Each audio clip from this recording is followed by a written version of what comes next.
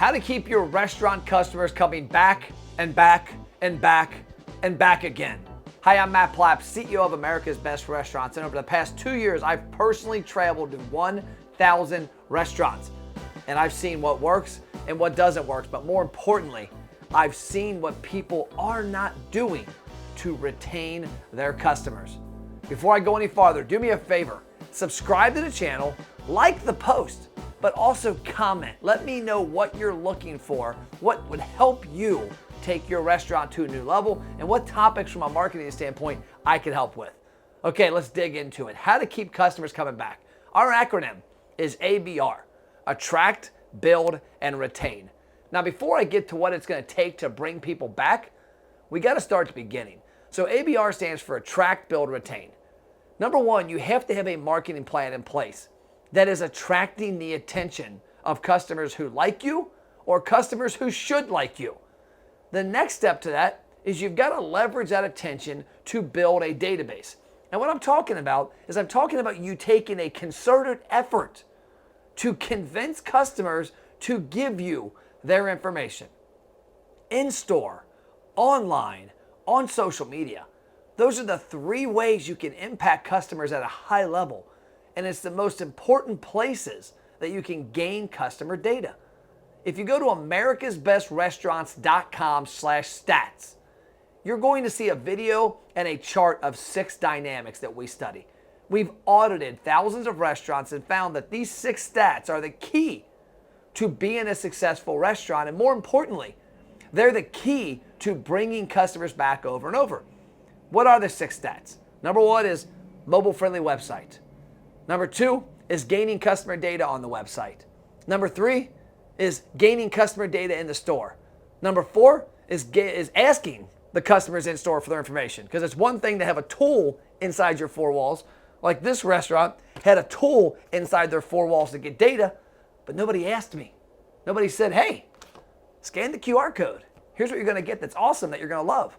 The 5th is automation tied to your marketing. Because let's just say you're a unicorn. Let's say your restaurant has a tool inside the 4 walls. Let's say your servers and your bartenders consistently engage your customers and get customer data. Now you've got to have automation. About 3 weeks ago, I signed up for the birthday program for a restaurant that had reached out to me looking for some consulting. I signed up for their birthday program, and guess what happened? Crickets. We can maybe insert crickets. Crickets, crickets. Nothing happened. No email, no text. And before you ask, I put my birthday 14 days out from when I signed up, hoping that they should have a trigger in there that is triggered by 30 days out or the birthday month, which is what all marketing should be. I should have got hit with an Instagram retargeting ad, a Facebook retargeting ad, a YouTube, possibly Google, but more importantly, an email and a text. It says, happy birthday, Matt. Now, a blue ocean strategy would be a phone call. We'll get into that in future videos. But that's marketing automation. And then the last part is engaging social media. So now that we've talked about the 6 things that are happening, those are things that you need to do. The ABR, track, build, retain. How are you getting people's eyeballs or ears on your brand? What are you doing in store, online, and social media to build a database? Now we can talk about the topic of the video. How to get people to come back over and over again. Well, it lives on this device. It's called retaining their attention. I'm gonna tell you a story. There's a restaurant near my house in Northern Kentucky called Barleycorns. It's been here for 30 plus years. It's one of my favorite restaurants. We eat there once or twice a week typically. I've lived near it for, 17 years. I've lived right down the street from it for the last 7. This past Christmas, my daughter comes home from college. She's a junior in college. She goes, hey, let's go to Barleycorns. Cool. Like, man, we haven't been there in a while. So me and my wife and Cole and Paige head up to Barleycorns. And she's like, why haven't you been here? She knows obviously what business I'm in. Did they piss you off? They mess something up? I said, no, the food's always excellent. Service is always fire. It's always great. And the atmosphere is fun. It's inviting. It's comfortable. It's cozy. But why haven't you been? I don't know. And my wife looks at me with this weird look on her face because I'm the marketing restaurant guy, and she looks at me like I should know this. I said, what? She goes, it's your damn car. My car. She goes, Matt, you started driving your car back early in the fall every day. You used to only drive it once a week. When you drive your car, you avoid stoplights and potholes you get on I-75 versus driving straight up 42 to the office. You see, my house is here, my office is here, Barleycorn's in between. For the longest time, I would drive my Infiniti SUV every day to work, and I wouldn't drive the orange Lamborghini because you don't drive it every day. It's also something we use for the company for marketing, but I didn't drive it every day. Well, I watched a video from an entrepreneur talking about what motivates us, what takes us to a new level. And for me, it was just being in that car got me in a different frame of mind. So I said, you know what, screw it. I'm driving the Lambo every day to the office, October, November, December, before the winter gets here in Cincinnati, Northern Kentucky. And I did. Well, what happened was my traffic pattern changed. I quit driving 42 from the house to the office. I went 42 to Mount Zion I-75, I-75 to 18 to my office. I went around Barleycorns. Why is that important? Because that was the only marketing attention Barleycorns was getting from Matt Plapp. That's the only way I was seeing them, their sign.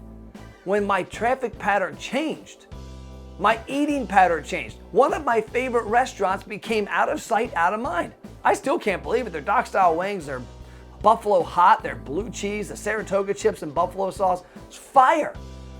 But I didn't go for almost 2 months. Not because of any of those elements in the restaurant, but it was because they failed to retain my attention. And think about this. Their only way they were getting repeat visits from me wasn't the great food, wasn't the service, wasn't the great atmosphere. It was me driving back and forth all the time. Imagine if they had my cell phone number. Imagine if they had my email address, and they actually do have my email address, but imagine if they didn't suck at email marketing. Sorry, don't want to put that out there, but most restaurants do. Most restaurants only email their customers when you want them to come buy food. And so that leads to the very end of this tip. We talked about attraction, we talked about build, we talked about retain. Well, when you want to retain somebody's attention on this device, you've got to not suck at the marketing part of it. And what I mean by that is if your email, text, social media, and your other marketing elements all revolve around buying food, you lost. You can look at every month of the year and find an excuse to engage your customers in email, text, and social media that's not about food. May, you know what? Mother's Day. We're going to celebrate moms all month long. We want you to comment below with a special memory of you and your mom. This is a picture of me and my mom.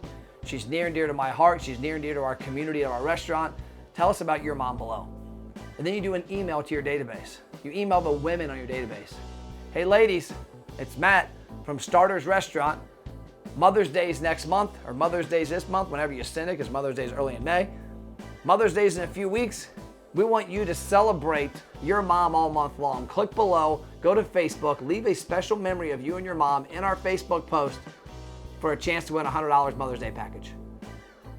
Father's Day, June, July 4th and July, back to school pictures. I mean, women, I guarantee you, if you're a lady and you're watching this video, if you're a man with a wife, when you got kids, go to their camera roll.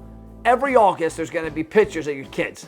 My wife is fanatical about it. She actually planned, she's not going to New York with me to film for a TV show in August because Cole's first day of school is the next day. And she has to get the exact picture from the last 7 years. So August, your social media, your email, your text campaign could be asking your customers to submit their back to school pics. When we talk about retention, it's retaining attention. If you constantly post about buffalo wings, pizza, beer, I get bored. I got an email from Barleycorns there. There was no reason to open it. It's just gonna be about food. But if there was an expectation that it wasn't about food, I would open it more often. If I open their emails more often, I see their name more often. I see their content more often. If that email is about clicking here to go to Facebook and leaving a comment about my dad on Father's Day, I now engaged in their social media. So you see where I'm going with this? Your goal is to get Matt Plapp's attention over and over and over again. And you can't do it with what you're typically doing on social media, which is posting about your food. Mix it up. Post about your team. Get your customers to comment about their favorite pizza in your restaurant.